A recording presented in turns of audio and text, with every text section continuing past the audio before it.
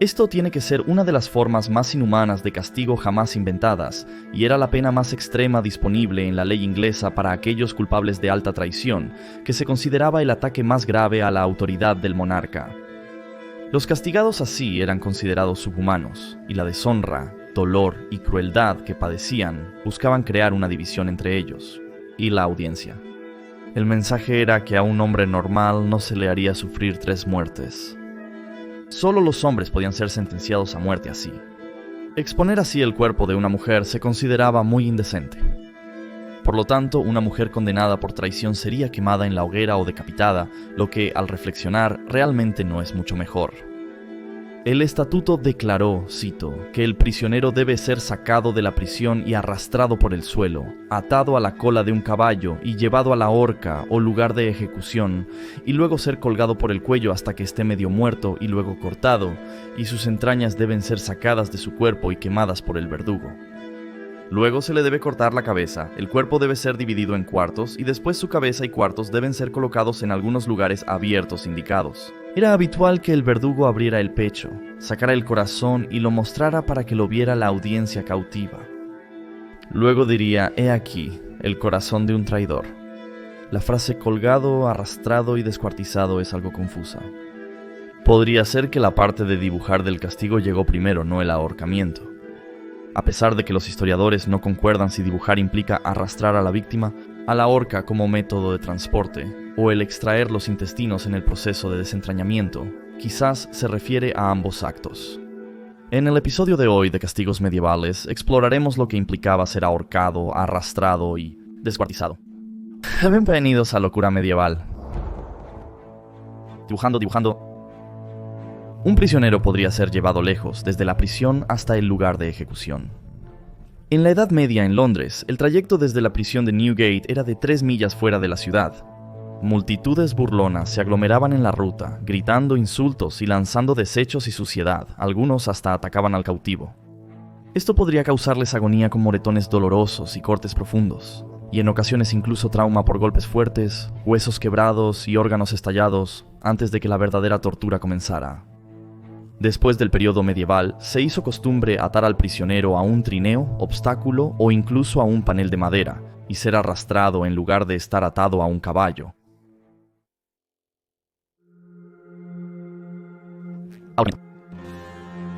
El próximo paso era el ahorcamiento. Se ataría una cuerda alrededor del cuello del condenado antes de que fuera colgado y suspendido de una escalera o la horca. Se usaba una polea a veces. Se le asfixiaría lentamente. Imagina el pánico mientras la cuerda se ciñe a su cuello, los ojos desorbitados, su cuerpo contorsionándose y piernas buscando apoyo. Imagina la acumulación de presión en su cabeza, como si constantemente se inflara con más y más aire. La presión aumenta tanto que parece que va a explotar, y el sonido de su corazón martilleando retumba en sus oídos. Y luego, justo cuando está al borde de la inconsciencia, la pérdida de control de la vejiga y el intestino mientras la orina corre por las piernas y se ensucia.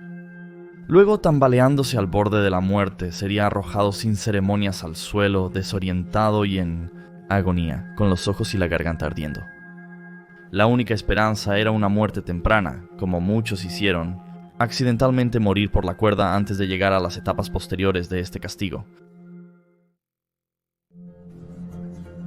Dibujando de nuevo.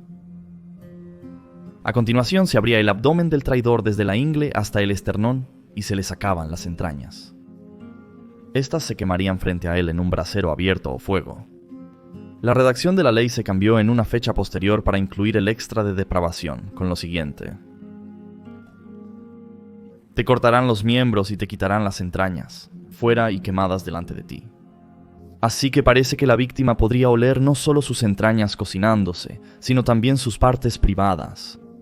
Perder la conciencia sería una bendición, pero muchos, aún conscientes, veían sus propios entrañas quemadas. El punto real de la muerte no puede ser conocido, pero solo para estar doblemente seguro, el verdugo removió el corazón y también lo quemó, antes de decapitar el cuerpo. Imagina al público viendo este espectáculo, asqueado y al mismo tiempo morbosamente fascinado. Justo como tú, querido espectador. El juez supremo de la época isabelina, Lord Edward Coke, se refirió al proceso como una carnicería divina. desmembramiento. Finalmente la víctima fue desmembrada. Esta acción final se realizó como un acto supremo de humillación y como una demostración del poder absoluto del monarca. Se cortaron las 4 extremidades del cuerpo y junto con la cabeza fueron enviados a diferentes partes del país para ser exhibidos en las puertas de la ciudad como advertencia de las consecuencias por la traición al rey. Las partes cortadas se podrían conservar en una mezcla de especias para evitar su descomposición el mayor tiempo posible. El lugar habitual para exhibir la cabeza en picas era en la Torre de Londres, el Salón de Westminster y el Puente de Londres. William de Maresco. Alrededor del año 1150, los Newmarks arrendaron la isla de Lundy en el canal de Bristol a la familia de Marisco. Pero en 1155, el rey Enrique II ascendió al trono inglés y decidió dar la isla a los templarios.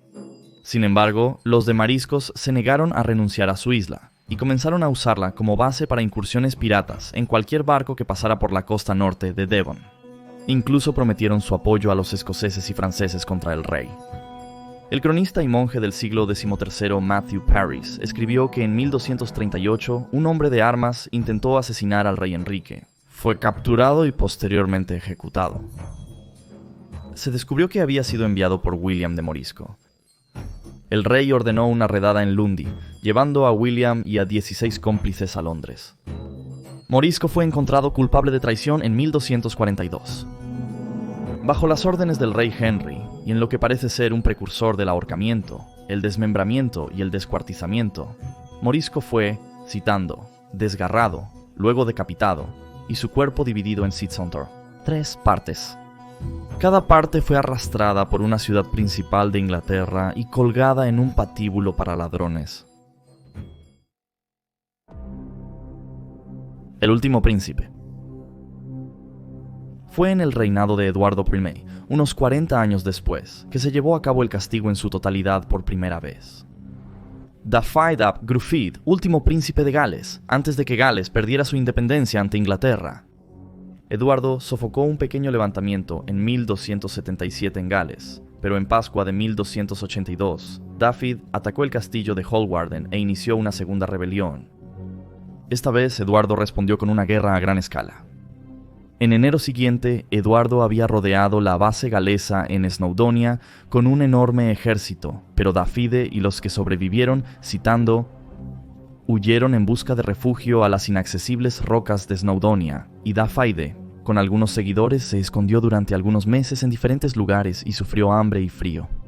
Finalmente se refugió en un pantano con su esposa, 2 hijos y 7 hijas. Einon, el obispo de Bangor, conocía su refugio y lo traicionó vilmente. Dafydd fue capturado y condenado a muerte. Pero este tipo de crimen contra la autoridad del rey, que se conoció como alta traición, necesitaba un castigo horriblemente adecuado, por lo que se consideró apropiada la sentencia de 3 muertes. Griffith fue llevado por las calles de Shrewsbury atado a un caballo. Por el cargo de matar a nobles ingleses, fue colgado vivo. Luego, porque fue encontrado culpable de sacrilegio por cometer sus crímenes en la semana de la Pasión de Cristo, fue derribado, desentrañado y obligado a mirar mientras sus entrañas eran quemadas frente a él. Por conspirar contra el rey, su cuerpo fue seccionado en 4. El brazo izquierdo fue enviado a Bristol, el derecho a York, la pierna izquierda a Hereford y la derecha a Northampton.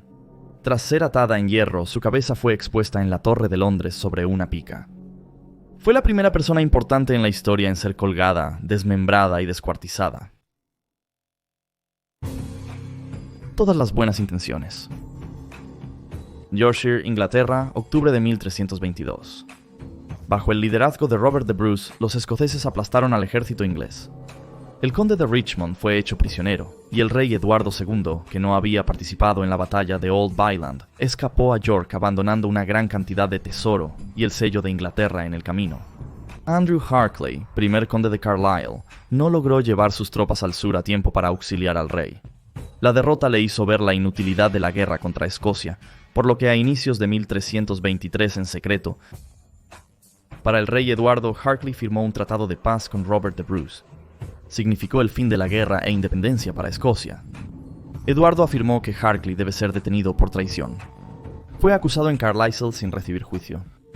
Vestido con sus ropas de estado, fue despojado de sus prendas, sus espuelas fueron cortadas, y su espada fue rota sobre su cabeza. Lo condenaron por traición. Digno hasta el final, insistió en que solo había actuado por el bien de su país. Fue colgado, descuartizado y dividido en cuartos. Las partes de su cuerpo se exhibieron en Newcastle, Carlisle y Dover. Su cabeza fue mostrada al rey en Knaresborough, coincidentemente la hermosa ciudad en la que crecí, antes de ser exhibida en el puente de Londres. La hermana de Harclay imploró al rey que le devolvieran las partes de su hermano para darle un decente entierro cristiano. Su petición fue otorgada en 1328. Para ese momento, la cabeza de Harclay había estado en exhibición durante 5 años.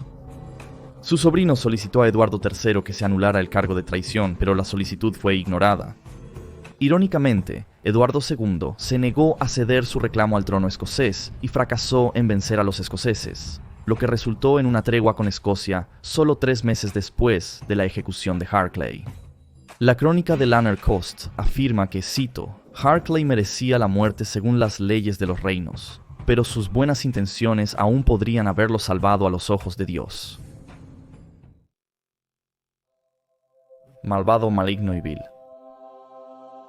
La muerte por ahorcamiento, desmembramiento y descuartizamiento buscaba infligir dolor prolongado.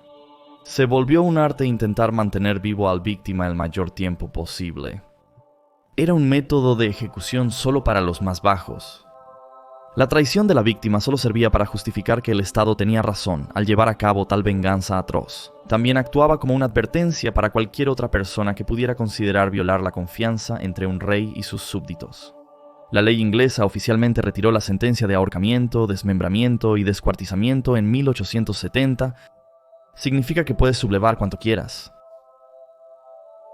Gracias por ver este episodio de Locura Medieval.